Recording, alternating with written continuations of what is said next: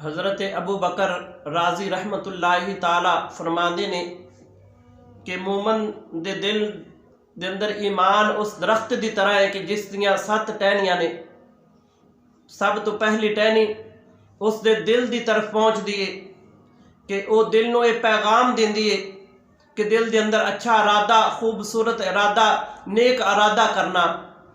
और दूसरी टहनी मोमन की ज़बान तक पहुँचती है कि ज़बान दे नाल अच्छी गुफ्तगू, सच्ची गुफ्तगू, झूठ तो परहेज़ करना।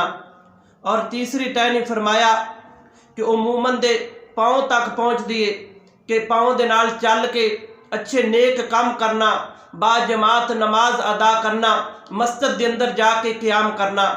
और चौथी टहनी बुजुर्ग फरमाते ने कि उस दे हत्थां तक पहुँचती है कि हत्थां दे नाल सदकात करना, खैरात करना।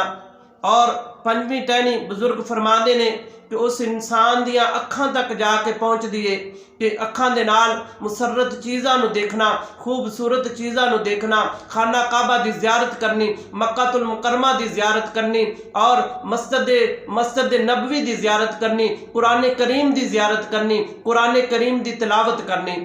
और फिर फरमाते ने कि छठी टहनी जिहड़ी है वो इंसान के पेट तक जाके पहुँचती है कि हलाल लुकमा खाना, हराम तो परहेज़ करना, पाकीज़ा चीज़ा खाना। जो अल्लाह तबारक व तआला ने हुक्म दिता है वो पाकीज़ा और सुथरियाँ चीज़ा खाना।